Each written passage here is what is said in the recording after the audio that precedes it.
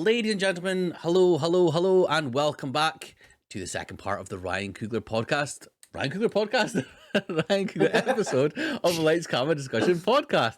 Normally my intros are so spot on. Well, Yeah, yeah. That's up for debate. Anyway, we are back with obviously part two and the last part on the Ryan Coogler extravaganza. We'll be talking about the final three films in his filmography. Let's not waste any time. Let's get straight into it. The first one we're talking about today is Black Panther. So T'Challa, heir to the hidden but advanced kingdom of Wakanda, must step forward to lead his people into a new future and must confront a challenger from his country's past. Well, if you know me and if you know my history, I have seen this film before. I did a podcast, Delivery for Tony Stank, and spoke about it in great detail. I really enjoy this film. It's got its issues. It does have its issues, but I think as far as Marvel films go, as far as superhero movies go, it's got more to it than quite a lot of others, and it has an iconic central performance, two central performances, really, to be honest. Yeah, I really enjoy this film. It's one that's quite easy to watch. In terms of films as well, a way that I can barometer them is if my wife Zoe watches them and enjoys them. She enjoys Black Panther. She's very picky, as you can tell, and she likes this. So that's how I can tell it's a good fun film. Collie, thoughts on Black Panther? I'll be interested actually, just on your description there, that it's got its issues and stuff. I hope you can elaborate them, because for me, I think this is, top tier Marvel, or even just it does stand on its own out with the kind of comic book universe. It's got a lot of powerful issues that are discussed. It's got one of, again, not just comic book villains, but one of the best villains in film, I would say, and certainly the last, I don't know, this century maybe, without having to go too deep into it. But I just think Killmonger has his reasons for the way that he is, and to a certain degree, I think they're all perfectly justified. But yeah, the central performance of T'Challa by Chadwick Boseman, I know we'll get into it shortly, but yeah, just iconic and tragic all the same. Every time you rewatch it now, after his passing. But I think top to bottom, there's so many good supporting roles in this. I think a lot of the action's really well filmed and stuff like that. I think in terms of a well-rounded Marvel film, I don't think there's many better than this.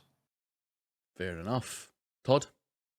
Yeah, I think for me, Black Panther is one of those heroes that I didn't grow up on. When you think about the Spider-Man and the X-Men, all that kind of stuff from Marvel, Black Panther was somebody that was introduced to me through the MCU, and for it to be this successful is down to Coogler and down to this film being, I would say as well, one of my, I was obsessed with it when it came out, because it was still at the height of Marvel as well. It was still where I was seeing stuff on release. I would literally go on opening night to see stuff and being absolutely blown away with it. I mean, I know we'll hopefully touch on the soundtrack later on, but I had the soundtrack on repeat, all the Funko Pops, all that kind of stuff. It was a massive part of the MCU for me, and a brilliant film. Absolutely. We normally go to cast. Do you want me to kind of quickly touch on what I thought was the weaker parts, if you were wanting to hear about? Do you? Yeah. So for me, it's interesting what you said about the fight scenes. That was kind of the weaker things for me, especially towards the end. The CGI for that annoyed me at points. There was a great Corridor Crew video on, especially the fight on the monorail kind of thing, where they said they were talking about how it's so hard to make CGI feel or look realistic when the lighting's so low. And it may very well be that from me watching that, I've then gone overly analytical when watching it back again. Being influenced by other people's opinions on it and then taking it as gospel. I don't believe that for a second. Exactly. You not forming your own opinion? No way. So that's the bits that kind of that do annoy me, or sort of I feel like they are a bit weaker, and I'm not a big fan of Martin Freeman as Ross. So that's the couple of things that for me drop it down from being like a peak sort of, or sorry, a 5-star Marvel sort of thing. Spoiler alert. But yeah, that's the main sort of things for me. That are the things that are its issues, to be perfectly honest. But yeah, I mean, anything you guys want to talk about the fight scenes then? I know, Holly, you said you really enjoyed the way they were shot. I thought they were really good, and seeing the one that you were talking about with the monorail and stuff, I think that's a really exciting dynamic fight. And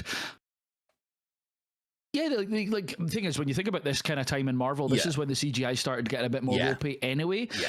It didn't take me out of it. I actually, everything within Wakanda is fantastical and otherworldly, so it didn't really take me out of it too much. I mean, when you see the lab earlier on in the film and they're in the site inside of this big, mountain full of this material that like is obviously not a real material and stuff like that. So it's like for me the whole everything in Wakanda is fantastical anyway, and this high speed monorail that's like floating because of the properties of vibranium and that, like, I don't know. It didn't take me out of it. And yeah, like I'll concede, I don't think Martin Freeman's the strongest, but I think it was a good carry on from Civil War to have him as a recurring character, because obviously he interacts with T'Challa in Civil War. Mm-hmm.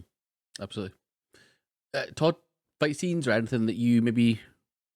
So I wrote down at the beginning that the CGI movement feels fluid. So in that first fight scene where the sort of ambush that group, that like militant group or whatever, like the way that T'Challa's like jumping and moving, it looked CGI, but it almost looked stylized, which I appreciated. I think maybe they did, when you say it does start to get a little bit more ropey, like in terms of the CGI, like Marvel in general, it fit well within it. I can see where certain fight scenes might have, but it didn't take me out of it. Do you know what I mean? That was my main thing. Was I still loved the choreography of it, still loved the way that it was shot. And there, don't get me wrong, there are some things, even in like the bigger Marvel films, I can't remember whether it was Infinity War or Endgame, but it's where Banner's in the Hulkbuster. Infinity War. I knew you were going to talk about that. And like it's ridiculous. I think that's one thing they've struggled with throughout it. Like War Machine has always looked pretty ropey as well. Mm-hmm. In terms of anybody that unmasks and they're sitting in a suit, I think the CGI that's always been dodgy for them.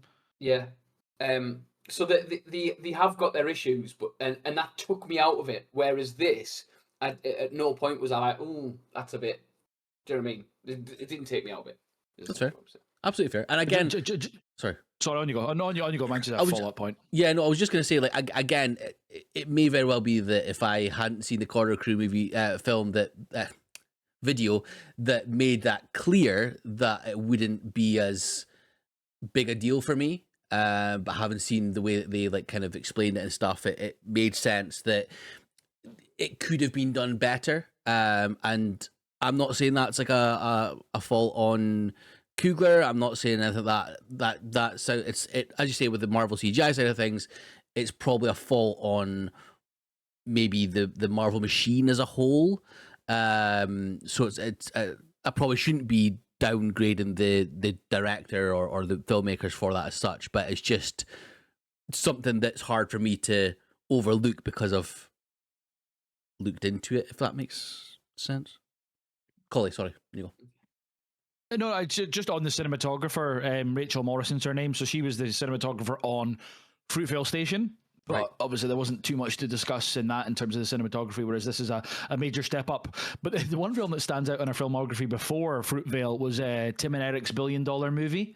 Wow. She was the cinematographer on that as well. So I was like, some journey from Tim and Eric's to Fruitvale Station to Black Panther, I thought it was an interesting career path. Absolutely. All right, well, let's go into the cast. And obviously, as I spoke about, it's really interesting what you said, Colin, about going back and watching how it's like kind of almost tragic in itself as well, especially the ancestral plane sort of scenes and stuff when what happened with Chadwick Boseman. Obviously passed away in between this film and the sort of second one, but him as T'Challa is like incredible casting, like absolutely like top tier Marvel casting for me. I think his performance is so subtle as well, like especially when he's like, when he's not in the the sort of Black Panther suit, and he's trying to sort of tussle with becoming the Black Panther, and being the sort of the powerful guy that's, who then gets overtaken by family essentially. But seeing him being almost like the prince that should be taken over from his father, and the kind of relationship he had with his dad, especially the discussions they have in that Astral Pain, it's so, as you say, tragic. Kind of looking back on it from knowing what happened with Chadwick Boseman, it adds that other layer to it retrospectively, which is obviously, I'm sure it's not what they all would have hoped, but it's poignant, really, seeing that there. But yeah, his performance is incredible. Colin, what were your thoughts on Chadwick Boseman as Black Panther T'Challa? I thought he was fantastic, and even carrying on from Civil War. He's introduced in Civil War, but then this becomes a film that he carries. I think he's just got that little bit of class and grace about him, and you'd believe that he's a prince / king in real life kind of thing. He's just got that kind of cadence to his talk, his talking or his actions and stuff like that. I think, yeah, he's really, really good, and his interactions with Shuri are really interesting, and his mum, and then all the way to his kind of conversations with Killmonger, and then all the way to the last one that he has with him at the end of the film. He's just got just some power about him. Yeah, fantastic, and very sad to obviously not be able to experience any of what he'd be doing in the future. Yeah, definitely. And even out with, again, Black Panther and stuff as well. Like, I went back and watched a couple of his. Like, I don't think I'd ever seen any of his films before, but like went back. Like 42, which we'll talk about. Like, unbelievable performance in that as well. Like, we've really lost a good one, unfortunately. Todd, what are your thoughts on Chadwick Boseman? Yeah, I think that idea of him being the prince, not being regal as such, but definitely having that presence about him, was amazing. For me, it was the relationships through the film, and that's what got me, especially with Shuri. I think they bounce off each other so well, again, down to writing, but I think it's interesting that the Black Panther, as in the actual hero and the lore behind him or whatever, behind it, it could be anybody. So obviously it's Shuri in the next film and stuff. But it feels like there's only one Black Panther, if that makes sense. Like, it feels like Chadwick Boseman really took on that role to the point where it couldn't be anybody else. And I think he brought a level of realism to it, and yeah, that realism, that's the only way I could describe it. He's a human being inside the suit. And T'Challa and Black Panther worked well together. Yeah.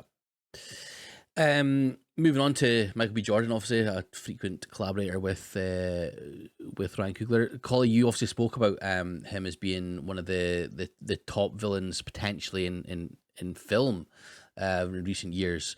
Why don't you start us off on Killmonger? I think he's just got such an interesting kind of dynamic in terms of what he wants for his people globally, and then realizing and understanding the background of and he should have been part of that culture, but he was removed from it for the fact that his dad had betrayed his brother, the king, and stuff like that, and he was killed inadvertently by his family and stuff like that, and then he was completely similar to the kind of the path of Adonis. Knew his dad when he was younger, although Donnie didn't, but still loses their dad when they're young, and then become kind of ostracized at the other side of the world from his culture and stuff. And then that's what makes it interesting, is when he goes into Wakanda and he's making this claim for the throne and revealing all this kind of background of it, and everyone's shocked by it, apart from obviously Zuri, which is Forrest Whitaker, who we'll touch on in a little bit. But the kind of the betrayal T'Challa feels, because he wasn't aware of this, and now he's being undermined by this cousin of his. Essentially, it's just interesting. But just kind of path that Killmonger's went through from being a boy, losing his dad very young to through the military, because obviously Martin Freeman's character knows about him, Ross knows about him, and then coming back and becoming this tribal/national chief is just an interesting one. And then a really powerful scene, which it might be one of your favorites, I don't know, but when he burns all the sacred flowers and stuff, and he's just like, we don't need this. We're forging our own path, kind of thing. Just a really intelligently written villain that you can sympathize with, because obviously the path to get to where he wants is full of violence and bad stuff, but what he's wanting is essentially just a level playing field for him and his people. Mm-hmm. And it's kind of that, and again, a theme that kind of runs through this one and also the second one as well. It's kind of the nature versus nurture, or the accepting tradition whilst also moving with the times as well. That plays into it quite a lot, which is, as you say, adds an interesting element to him as a villain and a character. Well, I say a villain.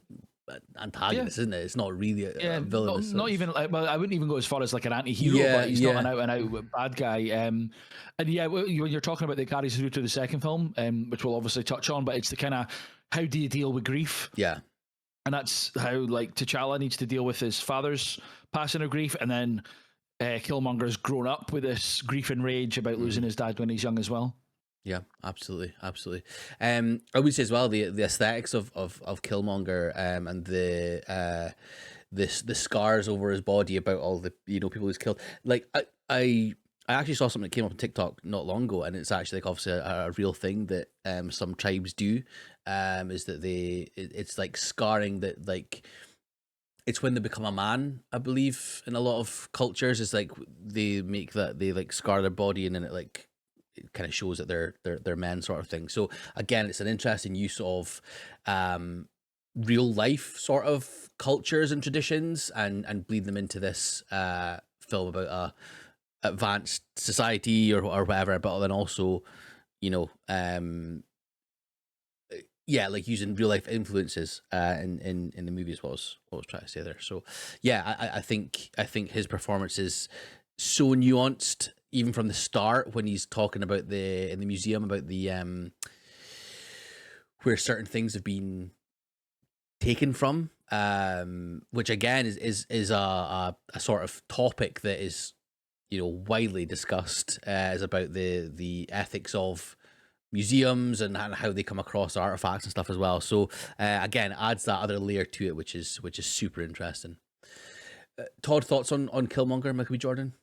Yeah, for me, one of my favourite MCU antagonists, we'll say, because I agree, it's his motivations and the character, again, is so human, it's so well-rounded that you kind of sympathise with him at the very least. At the very least. I think the character design, everything from the scars and stuff, and I will say, just on that point, I think, like, in terms of just the elements of culture that are brought into it, the different tribes and how they're sort of distinguished in the way that they dress, and the different the guy with the plate in his lip, and they've brought different elements of it in. I thought it was really cool. But yeah, his character design, so like in the museum at the beginning with that hairstyle and like the way that he's dressed, I just think everything is thought about. Nothing's an accident. I know generally in films nothing is an accident, but it just feels like he's a really carefully considered character. And again, he just puts in a performance. There's just, he has a way that he holds himself. He has an anger to him, but it's warranted anger. And I think he does a phenomenal job.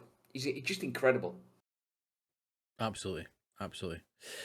Right, so I mean, the rest of the cast, it's quite a stacked cast. Some people will speak about now, some people will speak about later on as well, or like in the next film as well. Obviously those being the likes of Lupita Nyong'o, Letitia Wright, Angela Bassett, Winston Duke, the Okoye as well.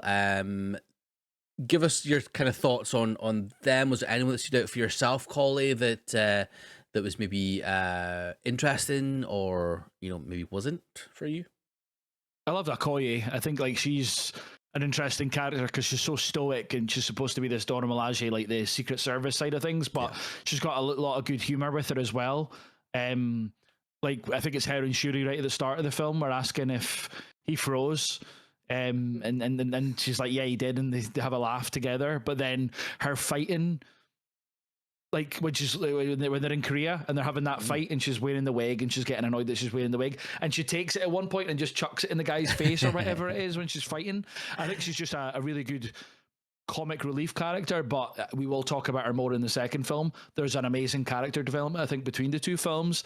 But no, she's really good. I didn't really mind Everett Ross, to be honest. But Winston Duke as M'Baku is probably my favorite character out with the main two. I think he's just really, again, funny, but also as kind of a secondary antagonist during this until he obviously the last third of the film he saves T'Challa and comes good for it in that, and that's obviously developed into subsequent films like the Infinity War and then Wakanda Forever as well. He becomes a mentor in T'Challa's stead to Shuri, which is really cool to see. But yeah, just a really top to bottom great supporting cast. And then also a shout out to Circus as Ulysses Claw. I think he's hilarious. I think he's so funny as Claw.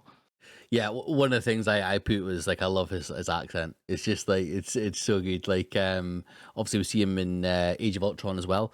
But yeah, he's almost like a cartoonish villain, Ulysses Claw, which I appreciate for like this sort of film where it almost it is almost a bit like humorous kind of thing that we see him do his little thing. Talking about SoundCloud. Yeah. SoundCloud album or whatever. Yeah.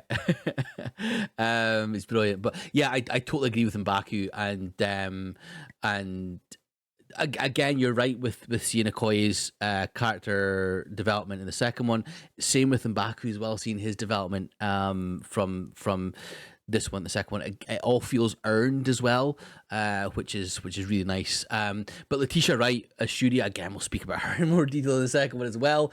It's really tough, to speak about her too much just now, but she's almost like the annoying little sister, but also incredibly intelligent, and like just little jibes that they have at each other, the relationship they have together.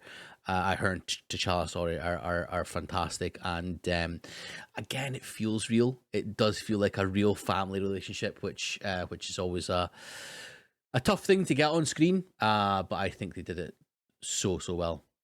I don't want to say, obviously, there's a quote that I wanted to quickly quote, but I don't want to in case it's one of your favorite ones. But shouldn't be, but I'll say it. Anyway.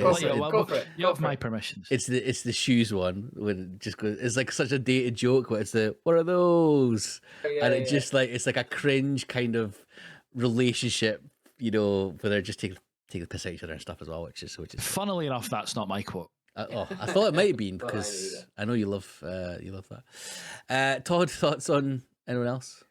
Yes, Shuri for me was when I remember coming out with this film and being like, she's fucking like next level. Loved her, and again, loved the relationship. Humanizes T'Challa, but also, like you say, it's that sibling relationship. I love how intelligent she is. I know we talked about him during American Fiction for the Oscars, but Sterling K. Brown, I know he doesn't have a lot to do, but was in Njobu. It is amazing. That story. Obviously, he opens the film. It's his. He's telling the story, but the conversations between him and Killmonger on the astral plane, the ancestral plane. Sorry, not the astral plane. Ancestral plane are amazing. I think Andy Serkis, like you say, was brilliant. I loved having him, and I think it was a nice sort of little. Not bait and switch as such, but to have this over the top cartoon, I think is a perfect way to describe it. But that cartoonish villain, but to have the undercurrent of Killmonger being the real antagonist of the whole thing, I think that was really well done.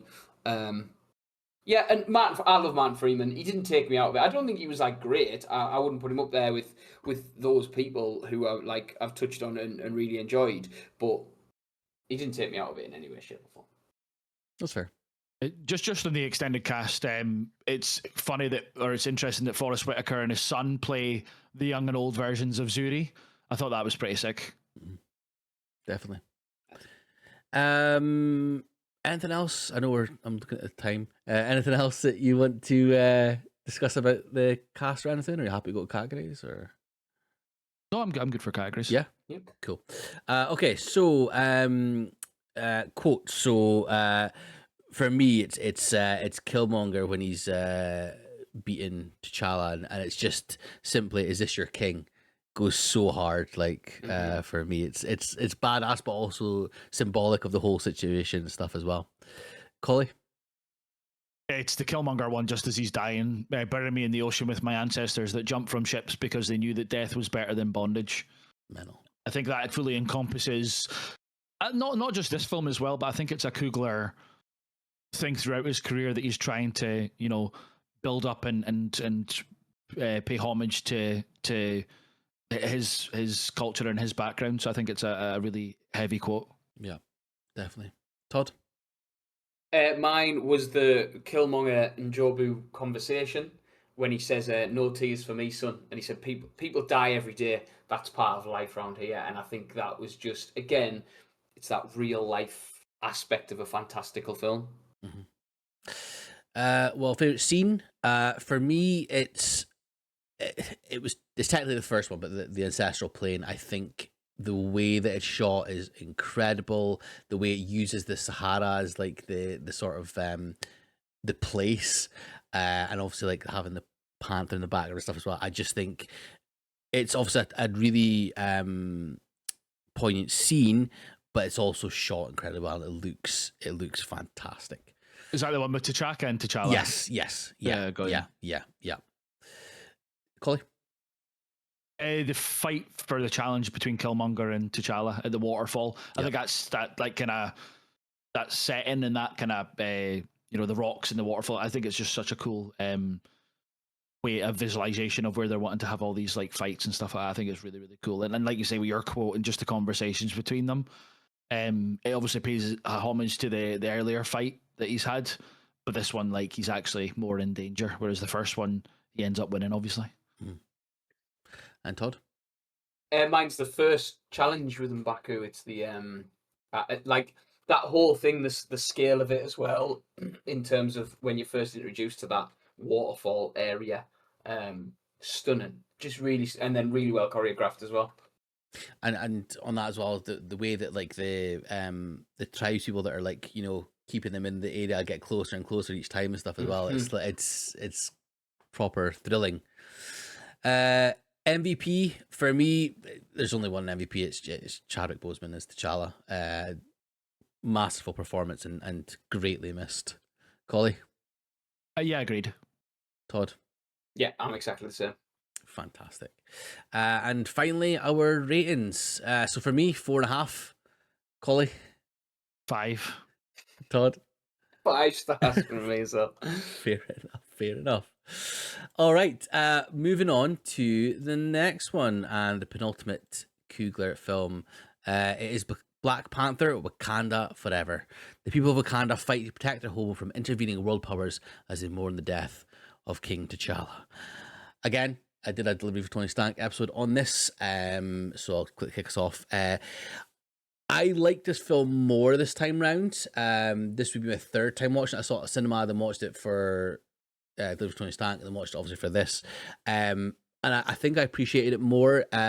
It maybe, yeah, it's a bit bloated. Yeah, it maybe is. Like there's a bit too much going on, but the highs are really high, and I think it is an incredible sort of like look into this sort of like Colin said about grief and stuff and how that's dealt with, and how you essentially you can choose how you deal with your grief at points. It gets to a point where you have to be able to kind of step up and stuff. I thought that was a really interesting sort of thing. The villains were great. I thought the whole Talakan, the people and their whole underwater stuff was really cool. Again, their sort of motivations as well, I thought was really interesting. The same way that Killmonger's was. You kind of empathize with what they were saying and what happened to them. So I really enjoyed this one more this time around, and I'm glad I was able to go back and watch it, because I don't think because it's quite a long film, I don't know if I would just go back and, in a way that I would with Black Panther, I would go back and just rewatch it and just sit with it on. I don't think I would with this. So yeah, I enjoyed it a lot more this time around. Collie? Sorry, can you just run me through how many times you've seen this and what they were for? 3. So there was a cinema. Delivery Tony Stark in this. So there was a cinema for our Oscars podcast, or did you just not watch Oh it for yeah, our Oscars sorry. podcast? Oscars. Well, yeah, so 4th time then. Sorry, yeah. Nope, exposing yourself for not watching the films. There we go. And yeah, I can echo what you say in terms of if you're going to run them through one by one, you got to make sure, yeah, this is one that's grown on me. I think like I was down on it a little bit because I didn't know how they were going to do it. Why are they making a sequel? Like, if Chadwick Boseman's not going to be there, but I think like in time, it's grown on me to the extent of like I think it's a perfectly justified sequel. I think it's really well done. Coogler obviously was like had to pick up the pieces after the passing of Boseman. I think he did really well. I think like Letitia Wright stands up to the task, as does all the supporting cast really, and the introduction and justifications of Namor, like you say, are really cool. Some of the kind of flashback sequences to when he's first born and that are really cool, and just the mirroring, I think, a little bit of the Wakandan and their kind of up like background and how they've developed vibranium side by side but completely separated as well. And one thing that's interesting is that like he obviously knows about Wakanda, but Wakanda never knew about him. But he obviously didn't know about Wakanda until they exposed themselves to the world that they had this technology and stuff. So it's just really interesting how these two civilizations have lived side by side but never realized each other. But no, like I say, the more I watch it, the more I enjoy it. Good. Todd? Yeah, it's over long. I think you can cut this film down by somewhere. So I rewatched it with sort of going like, right, however I felt about it before, because I couldn't remember specifically what I said about the Oscars on the Oscars podcast. But it just feels ever so slightly unnecessary, and I think it doesn't fit into that wider world. And again, this was this is where I dropped off Marvel. This is where I stopped watching it as regularly, and like I think I watched it for the first time for the Oscars podcast. It wasn't something that I was like actively seeking out. That being said, for that. Yeah, that just took me old notes from my podcast. I watched a podcast on it. No. It was better than I remember, and I think there are some things that really stand out to me more than I anticipated. It's interesting to say it wasn't maybe not quite justified, but like the way I saw it was like almost Coogler dealing with Boseman's death. It was almost like a parting kind of thing to him, and also kind of, like I feel like they could have easily, for Black Panther, they could have either recast or moved on to Shuri in a team up film, and it wouldn't have had half the sort of like heart in it that this film did. That it could have been like it wouldn't have been, but it could have been just Shuri's Black Panther now. But this gave her the reason behind it, and it also gave Coogler the sort of send off to Chadwick that I think he wanted to give, because I believe I think he'd done most of Black Panther 2 while Chadwick was still alive, in terms of writing it and or at least the ideas for it, for getting him in. So to kind of pivot from that and almost give it a send off to his pal, I think that's what makes it relevant. So it's almost like his way of saying bye to Boseman's Black Panther, if that makes kind of a bit of sense there. That's the way that I saw it. Yeah, I think he used it as a therapeutic way of dealing with it. I think all the cast did as well. Yeah, absolutely. So Todd, you're wrong, but not for the first time. Certainly won't be the last. But yeah, sorry, that was just kind of my kind of thoughts on that. But in general, I think in terms of the cast and stuff, as I say, it was, we spoke about some of them in the last one, so it's moving on to this one here. There's obviously most of the cast is returning, apart from obviously Chadwick Boseman. So we can kind of speak about their development stuff as well. Shuri obviously being like the new Black Panther and sort of the lead, and us using her as our sort of like conduit to how how dealing with grief and what the next sort of steps are. Even just the opening scene where there's like no music playing whatsoever, and then it's her trying to get to the bottom of being able to cure a brother of this mystery illness that he has, and then finally find that he's died is extremely heartbreaking. But yeah, I thought Shuri to be able to then take over the mantle and take it from there, Letitia Wright did a great job showing that side of things, the grief side of things, but then also towards the end accepting it and sort of like moving on with things, especially with Lupita Nyong'o's character, Nakia, and obviously, spoiler, their son as well. Thoughts on Letitia Wright? Obviously, again, she's one that we spoke about in the last one. There's others we can touch on them a wee bit more, but as she was now the main character, what were your thoughts on her, Collie? I thought her development between like films 1 and 2 was massive, and her dealing with the grief in different situations throughout the film. Obviously, for the first half, she's grieving, or first 2/3, she's grieving just her brother. And then in the final third, she's just having to grieve her mother as well. And she's just full of all this balled up grief and hatred and stuff towards, the world, probably for taking everything away from her. It's actually interesting thinking back to our Oscars discussion. I have a feeling that I was like, oh, why didn't she get in instead of Angela Bassett for the Oscars? But in reality, she should have been a lead actress nomination. So I've got to hear it. It's like Michelle Yeoh won for Everything Everywhere All at Once. You guys will both agree with that. I don't particularly. But like Kate Blanchett for Tar, who in my opinion should have won it.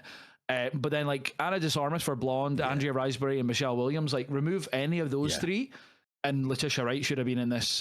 Definitely, like in retrospect, a couple of years later, seeing that, because I know there was obviously a lot of bad press, etc., about this and her, and on the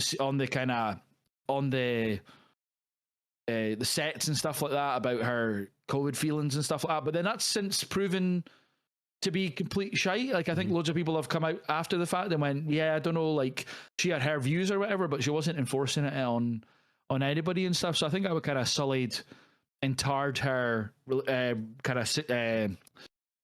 situation at the time that maybe cost her that Oscar nomination. But I think she's fantastic. Her conversations with Killmonger when she goes to the ancestral plane, and her kind of anger that she's met him there rather than T'Challa or T'Chaka or anybody else. And then her conversations with M'Baku just after her mum's funeral and stuff as well. And then all the way to the final scene when she's, burning that funeral garments like her mum had taught her previously with T'Challa, and then meeting her nephew and stuff like that. I think it's a really mature performance for her, and she really had to grow between the two films, both as a character, but as an actress, because as much fun as we had with her in Black Panther 1, she was just kind of like a bit of a comic relief sidekick, whereas this, I think it's a much more mature performance, and in writing by Coogler as well. Yeah. Just quickly as well, you're talking about obviously relationships. I thought her relationship with Namor as well was really interesting, because it was that kind of, in the same way that how she saw Killmonger in the ancestral plane, where her sort of motivations almost lined up with his as well. It was just kind of the same with her and Namor as well. Like they kind of, or at least understood each other anyway, which I thought was a really interesting way to sort of play things. Todd, what were your thoughts on Letitia Wright and her performance? Yeah, like I said, in the first film, she was a massive surprise. So it wasn't as much of a surprise to see her putting in this incredible performance. But I think the character development between films and then through the film is amazing. And I think especially during that opening funeral scene and the sort of celebration in the streets, which is stunningly done, like by Letitia Wright, like how she handles that. But I just think being that being in that as a person who's lost a friend, who's lost somebody who likely on set she treated as a brother. Do you know what I mean? In terms of their relationship and the way that she's talked about him, I think it was just so well done. It wasn't over the top, and there are moments of his film that I think were maybe a bit overdone, and there are some characters that are overplayed, but I think she hits it perfectly from start to finish as the Black Panther, as Shuri, as the princess, as all these different elements that you've got to combine in this character. She takes on perfectly, and it's something that, like I said, I don't think it's the story. I completely see what you mean about Coogler using this as therapy and even just giving the world closure on this character. But in terms of the story itself, it wasn't as in with the war and all that kind of stuff. It wasn't something I need to see. But I'm pleased that I got it so that I could see her do this. Fair enough. Not me personally. It wasn't made for me. Yeah, just one interesting thing on that is like how when she has her own Black Panther suit, it's black and gold, which is obviously, I think, a homage to the fact that she's taken inspiration and kind of encouragement from Killmonger in that as well, rather than going for the black and purple suit like her brother. I thought that was an interesting choice. Mm-hmm.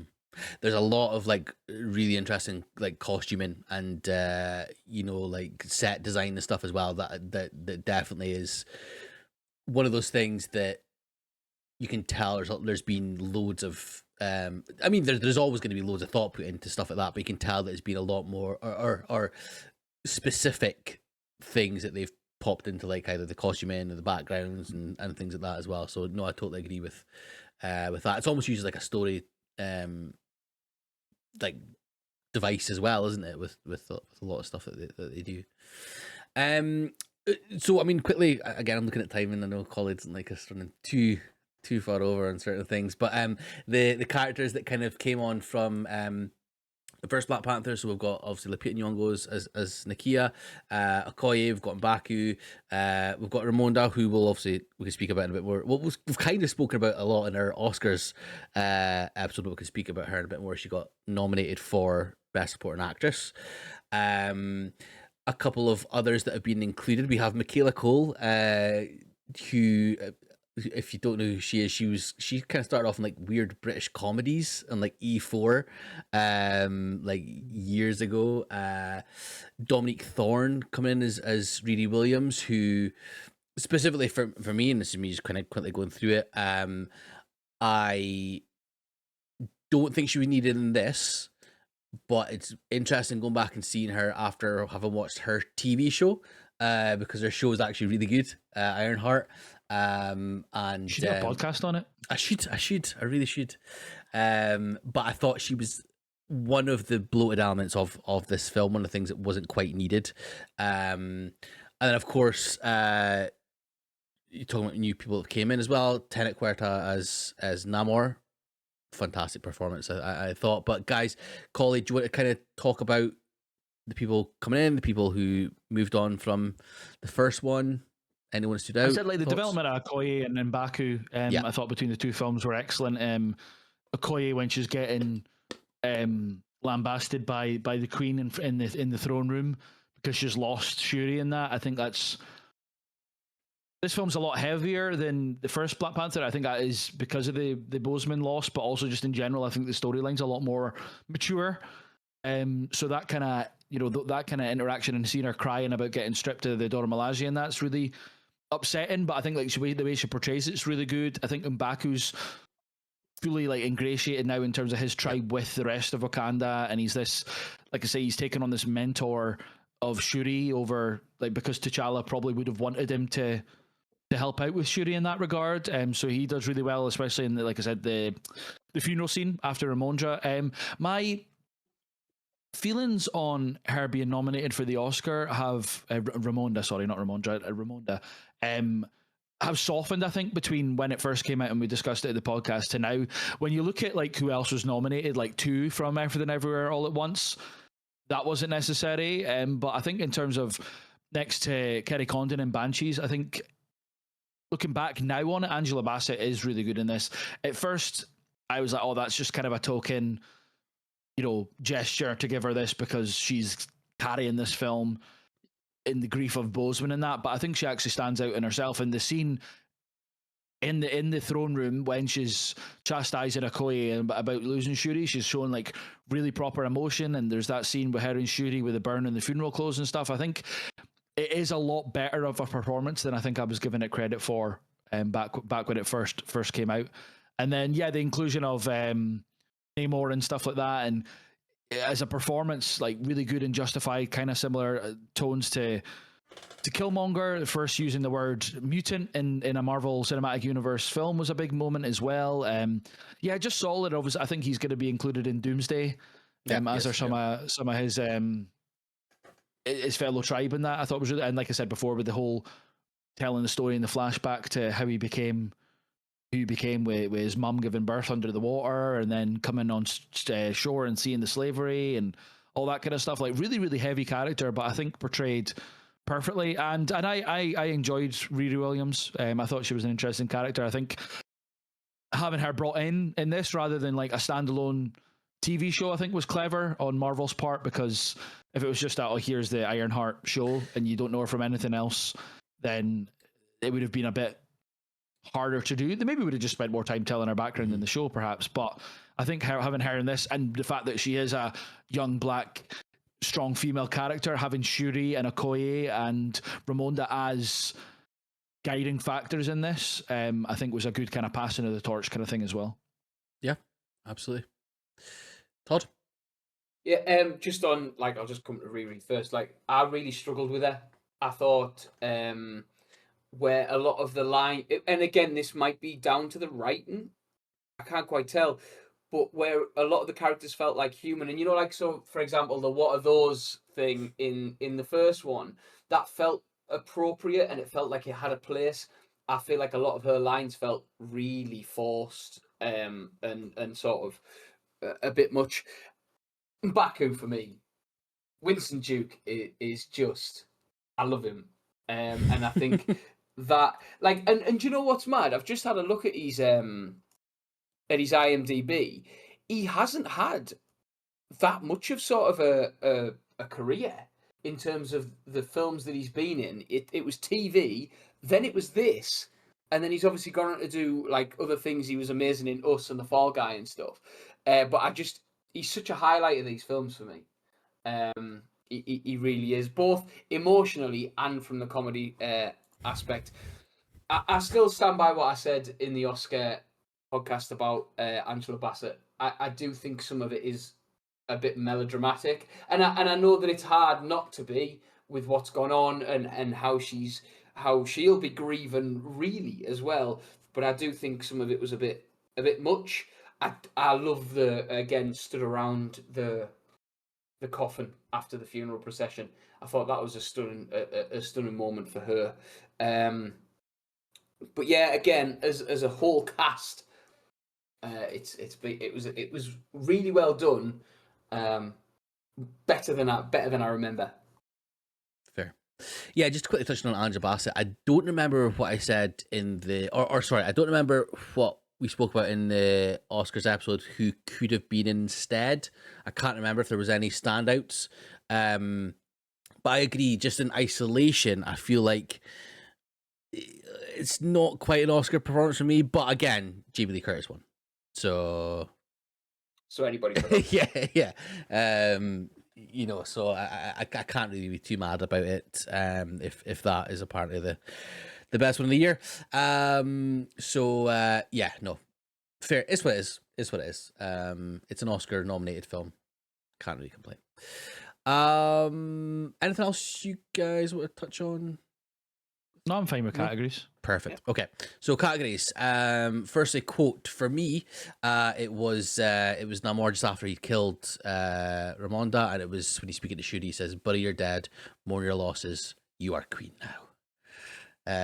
Just again, hard AF. Collie. For me, it was Ramonda saying, "Have I not given everything?" in that throne room scene when like she's lost Shuri as well. Do it. You got to do it. Voice. What? You got to do the impression of it. Go on. No, I don't. Why would I? Could you try and make me do all these impressions? Yeah, but I'm hard. Like I'm more stern than you. I'll be like, no. Fair. Okay. It's all for the content. Especially like accent wise and stuff like that. I think it's pretty dangerous. Yeah, it's a bit like. Todd, quote. And do it in an accent as well. The initial quote that I had written down was an M'Baku one, and it was what, because we live in the mountains, we don't have access to books, which made me laugh. But it's such a poignant film. I had to go with the world has taken away too much for you still to be considered a child when he's talking to Shuri. I thought that was like, it just said everything about what she's been through. It was really well done. I'm surprised you didn't choose You Bald-Headed Demon. Thought about it. Brilliant. And then scene. For me, it was seeing Talokan. Seeing it through the eyes of Shuri. The sort of the score and everything was incredible. It felt otherworldly, which I suppose technically it was. Under the Sea is an alien world for you and us in real life. I thought it was a great scene. Collie? Shuri going to the ancestral plane and meeting Killmonger and having that discussion with him about how to, deal with vengeance and grief and stuff. I thought it was very poignant for what our journey was for the rest of the film and likely going forward as well. Absolutely. And Todd?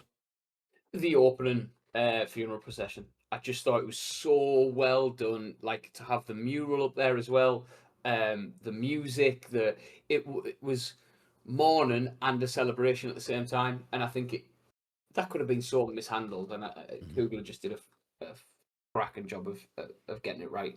Do you know what? Like, and this might be a bit of a jump and a bit of weird, but like, it's like the funeral, the sort of like the opening kind of funeral scene and stuff like that. Like, I don't know if this sounds weird, but you can see it as like a TikTok edit with like the Sinner song at the end playing over it.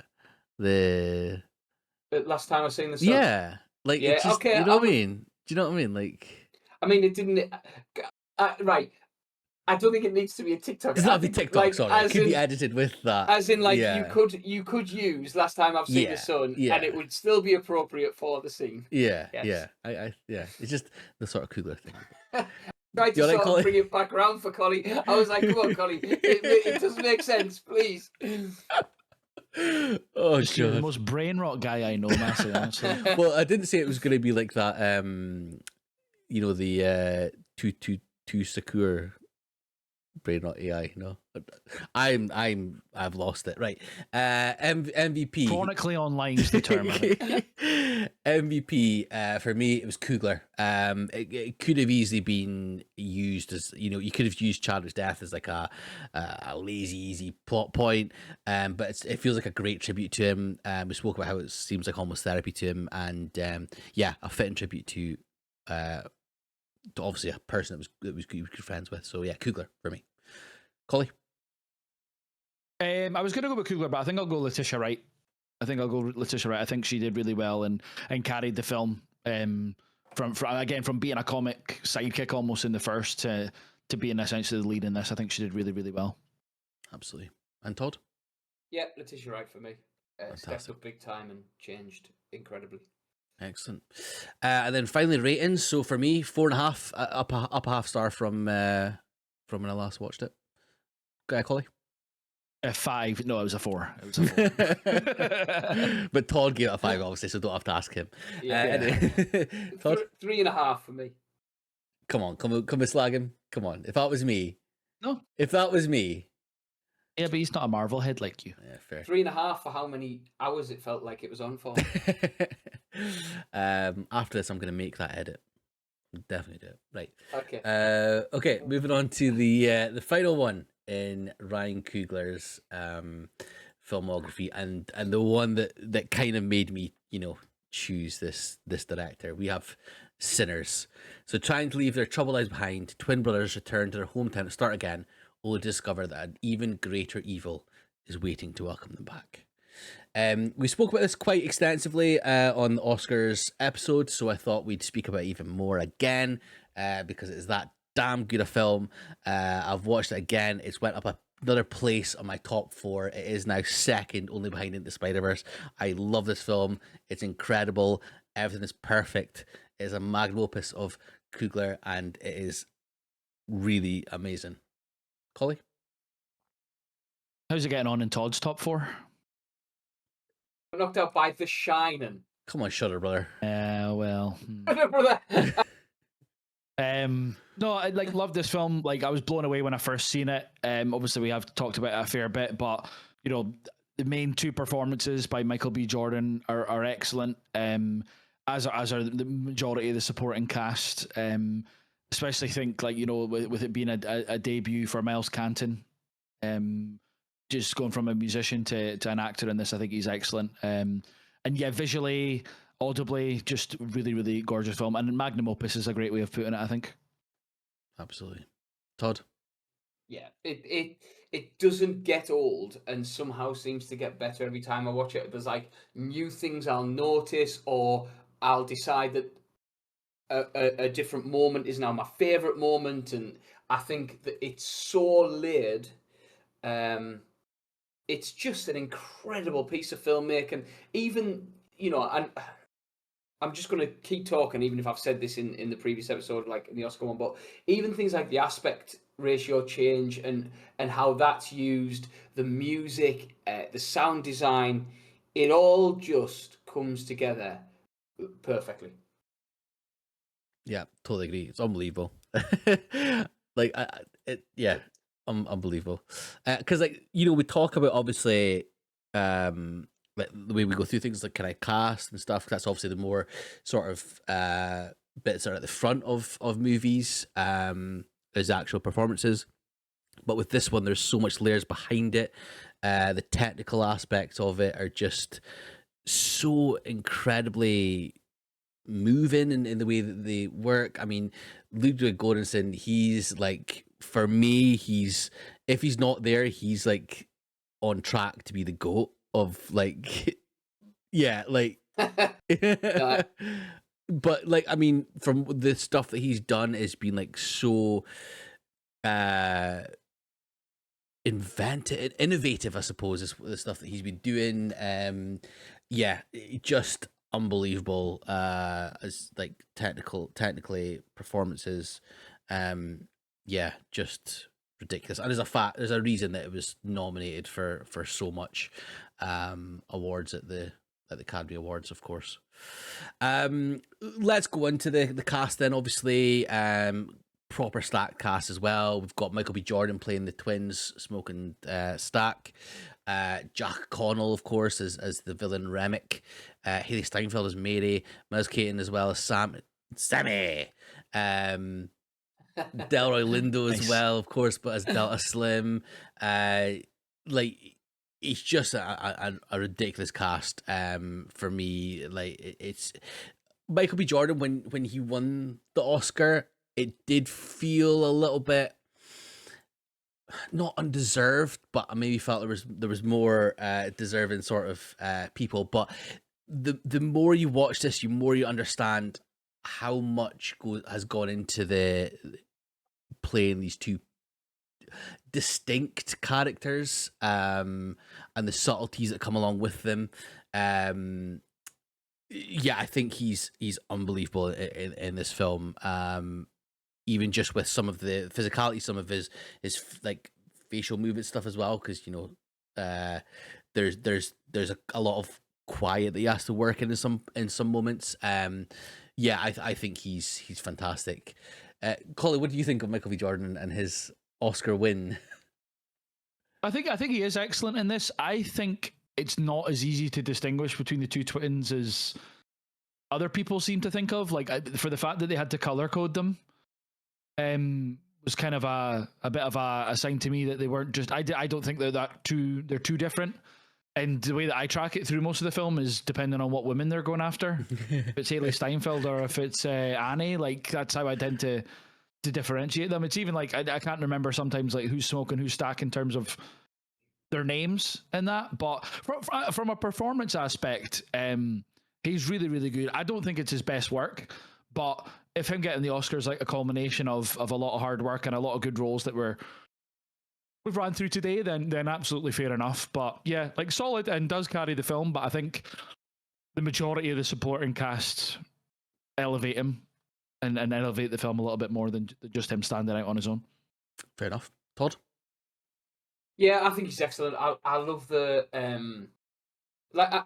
Do you know what? After watching the Coogler films back to back, I agree that it's not his best work. Like when you're in that moment and you kind of being taken away by this incredible piece of filmmaking, I think I do get a little bit swept up in being like, holy shit, this is the best thing he's ever done. And as a film, yes, it is, but as a performance, it's not. I do think, though, I love the sort of the emotion that he displays and the change between the two. I do think there's like that distinction, especially like how light-hearted one is compared to the other, and you know, I like that side of things. But his delivery of some of the lines in this film are amazing.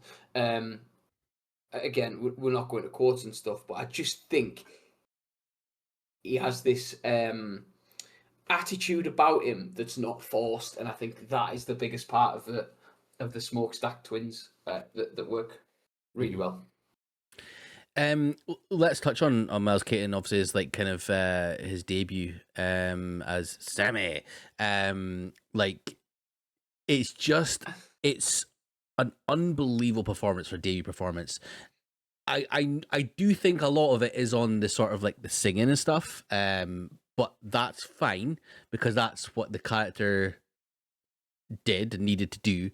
But what a voice! Like it's like absolutely ridiculous, like how good his voice is and how much it fits the aesthetic and how much it fits obviously what's needed for the film. And some of the songs like will go down in history as like the best in film for me, especially the I Can Feel the Sun song and things like that. And then I mean we can talk about it, but then obviously the I Lied to You and like that whole sequence, which again I don't want to go too much into because it may very well be favorites, but yeah, like the way his voice works in terms of story as well as being like this I can't remember what they call them.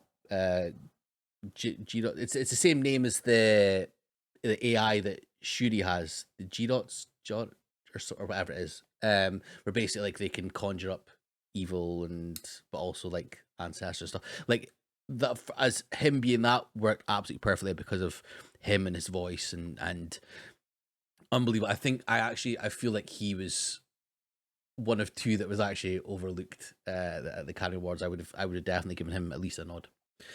Collie, what are your thoughts on him?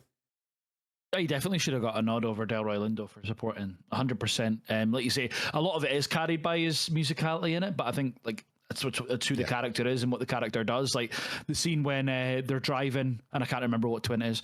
They're driving and he's singing to the twin and stuff like that. I think that's just so powerful. And then obviously there is the big musical scene that we'll all probably talk about in a wee bit. But yeah, but even just is talking to who's the girl that he ends up going with, Perline, is when he's talking to her initially and inquiring, like he looks like a youngish, not boy, but young man or whatever.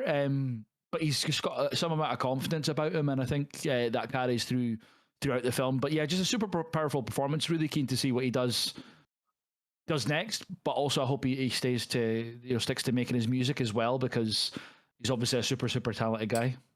Absolutely. Todd? Yeah, I think it's one of those rare moments in films where it's not a musical and he's still portraying emotion and he's still portraying his character through that music. I think that's why it's, when you say about like his character is largely based on the music, I think it's why we can still say it's an incredible performance. It was Oscar worthy because he's still portraying the character through the music. That his voice is just, I mean, they've picked the perfect voice. Coogler has picked the perfect voice to contact the dead, and do you know what I mean? That sort of the tone that he has, even that he speaks in, it's so like calm and low, works really well for the character. But like I say, the moments where he's talking to one of the twins about it's Smoke. It's where he's talking to Smoke about leaving. I had to do some like maths and go back to who's who. But yeah, what colour was he wearing? blue. I think, but yeah, when he's talking to him and he's saying about how he's going to leave, and Smoke's telling him he's not going to, and he's got to stay here and make, go to a proper place. That scene and that element of his character works really well. It's not just a great voice. Yeah. Like you say, excited to see what happens next. And I should say it's called a griot, Griot. So in West African culture, a griot is a traditional storyteller, historian, and singer who preserves oral traditions and history. So that's what the AI was called in Wakanda Forever, Shuri's AI. And then also they talk about it at the start of Sinners, where they're talking about how like the history of that and stuff. So yeah. Again, I don't want to, because we've spoken about this quite a lot in Oscars. I could go on for hours and hours and hours talking about this, but I know Collie would Feel free to. Me and Todd just won't be here. But obviously, there's a really great cast. Delroy Lindo, of course, was nominated for supporting actor, very well deserved. There's obviously another couple of folk that were, as we spoke about. Jack O'Connell for me was overlooked. I thought he was fantastic as Remick, even from like the kind of, again, his physicality of the way that he would sort of change like the way he looks and speaks to people depending on the situation. When he first meets when he's first trying to get away from the Choctaws, and he turns up at the couple's sort of abode, and sees that they are KKK members, and then he sort of changes the way he talks about the Choctaws to get in with them and stuff, and then again speaking to Mary when she comes out to speak to see them, and he's like softer with her and talking about like how her mother's passed and blah blah. But then when he becomes villainous and it's the semi, and he's not too caring too much about the hiding of this sort of things. I thought it was an incredible performance from Jack O'Connell, and one that was definitely overlooked. I would have had him over Delroy Lindo, definitely. Collie? Yeah, I thought he was fantastic, and just his seduction of everybody. I thought was really good. And like when he's turning up with the little trio, and there's that conversation at the door about like, oh, can we just come in? Like, we really want to come in and listen to your music. And obviously, like, we know that he's bad, but even just in his performance, he's got that unsettling like nature. And they're like, I don't know, not going to let you in. And obviously, that is like a black and a white thing from back in that times anyway. But there's also that sinister underlying monster kind of vibe as well that the characters even seem to just read it off of or whatever. But no, it's a really solid performance. Obviously, like he's had some amazing like last 12 to 18 months in terms of being villains in movies and stuff like that, but just solid performance by him. I'm really glad that he's getting these more prominent roles. Absolutely. Todd? Yeah, he's it's really well written in terms of the discourse around, was he right to do what he did? Why is he doing what he's done? I think that is what makes him such an effective villain. That, there is that motivation, not quite as clear, I wouldn't say as clear as Killmonger, but still got that sort of that want and that need, but then is it, totally evil? It's the physicality as well. It's the change between, like you say, the begging and at the beginning to that confident movement to then that sort of snarled creature is absolutely perfect. I love the sort of trajectory he's been on as well. Skins was very much like our generation type thing, and that was where he got his big break as such, and it's just class to see this young lad just go from strength to strength. I think with him, this. Go on. No, sorry, on you go. Sorry. No, I was just going to say from where he started, it's just you wouldn't ever dream of it. Mm-hmm. What I was going to say was I think he's such an interesting, not just actor, but like person as well, because he chooses these things, and he like very brave with his choices as well. Likes of Sir Jimmy in 20 Years Later. Like, how much of a swing was that? And but then he'll even do little things like there was like I seen on TikTok, because I'm chronically online, about the Busby Babes, and he's like in that as Bobby Charlton and stuff, and like he he almost transcends genres and eras. Like he could plonk him in anything, and he'll do a great job. But yeah, one of the things I want to touch on as well, the metal riff whenever the vampires show up, the dun, dun, dun, dun, dun, dun, dun. Like it's so like it's just again another technical sort of like decision that it could come off as a bit cheesy because it kind of, the actual riff sounds a little bit Tenacious D in the Pick of Destiny, but it like fits perfectly in the way that they are, the sort of the reason behind their stuff as well. I just think it's fantastic. Any other characters you want to touch on? Obviously, we got who was I going to touch on there again? I've totally lost my train of thought there. Oh my god, amazing! Sorry, I'm just thinking of it. Ding ding ding ding ding ding ding ding. Yeah. So we spoke about Delroy Lindo and how he was nominated, and how I was thinking like Miles Caton was. I would have preferably had him there instead of him. But what was there about? Was it anything quality about his performance that you enjoyed, or what did you think of him? Delroy Lindo? Yeah.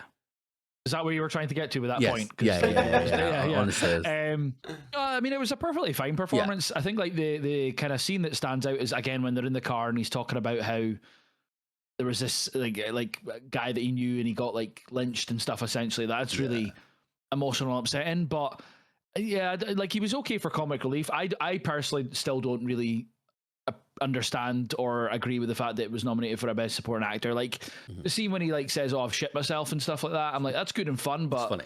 Yeah. When guys are it's funny. Yeah. Like, don't get me wrong, but like when guys are putting in performances like Miles and Jack O'Connell, like talking about legacy nominations, I felt his one was more in line with that than anything else. Yeah. But if we're talking about anyone else that's worth mentioning, Wumi Masako and Jamie Lawson as the two of the three like female lovers of the cousins, and then obviously Haley Steinfeld was excellent as well. And yeah, shout out as well to Omar Benson Miller as Cornbread. I love him. He's funny. Whenever he pops up in something, I just love him. He's really good in what was the Ballers, the TV show about the NFL players and stuff like that. He's in that. He's really funny in that. Whenever I want something, I can't not go like, you know, like when he goes and gets the money. Yeah, I can't not do that. Todd, anyone else that jumped out for you? I think Wumi Masako is that pain that you feel in that shop that first time. That's one thing that I think stood out to me this viewing round. I thought she was incredible. I like Delroy Lindo for. I agree. Again, watching back, like, I assume that a Delroy Lindo quote is not going to be anybody's favorite quote. No, but it's right there. saying that? Because the bit where he goes, "I tangled with a vampire once. She bit me everywhere, but my neck." Like it gets me every single. I laugh out loud at it every single time. He does provide that comic relief, but he does it really well. But I do think that that car ride, just, I know we talk about performances, that the monologue he delivers, but the change, as in like the music and the sound effects happening in the background, is one of the most incredible pieces of film. Like you could miss it. You can miss it, and that's the clever thing about it. But yes, and Jamie Lawson singing Pale Moon. It is just that, with the thumping and people stomping, was incredible. But yeah, like you say, a stack cast from start to finish. Everybody is putting in a performance. Yeah. Okay. Anything else we'll talk about, or should we go into categories? Yeah. Well, actually, I don't know if you want to talk about it, Massey, but there's the background of Coogler's financial deal. I know we kind of talked about it on the Oscars podcast. Is there anything you want to talk about? Right. That? Yeah, no, we kind of spoke about it, how basically after a certain amount of time, everything goes back to him and his family, essentially, his estate, essentially, don't they, like, own the rights to the 25 film. years, yeah. Yeah. Also, you got first dollar gross Yeah. and final cut of all three of these things, which is to have all three of those was quite huge, and I think it'll impact the industry going forward. And brave on brave for him to be pushing for it, but also fair play to the studio for agreeing to I think there was somewhat of a bidding war, to be fair. So I think like if they didn't do it, they were going to lose out on it because they knew it was going to be a hit. Yeah. Okay, so quotes. Right, for me, it's the final lines and like the post credits. So the old Sammy, something maybe once a week I wake up paralyzed. You're living that night, but before I sum it down, I think it was the best day of my life. Was it like that for you, Stack? No doubt about it. Last time I seen my brother, last time I seen the sun, and just for a few hours, we was free. Unbelievable. Collie? Mine's Sammy's dad, Jedediah, saying you keep dancing with the devil, one day he's going to follow you home, which is kind of just an overarching summary of the film. Absolutely. And Todd?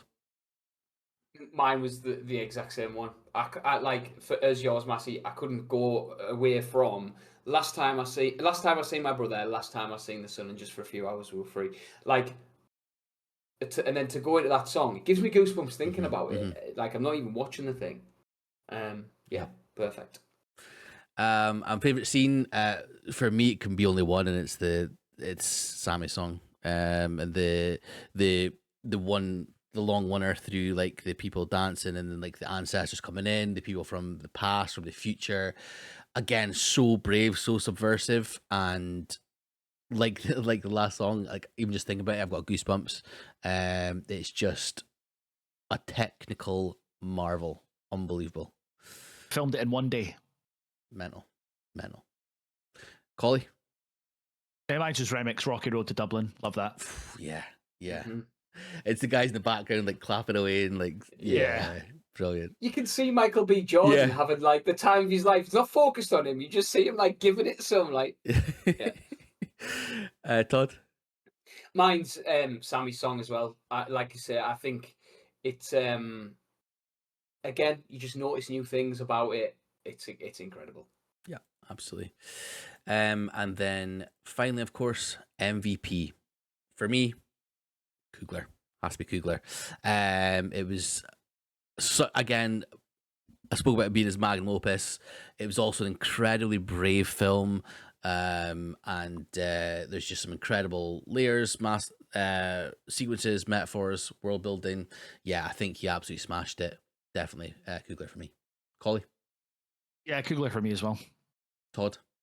Same here. Massive shout out to Ludwig though as well.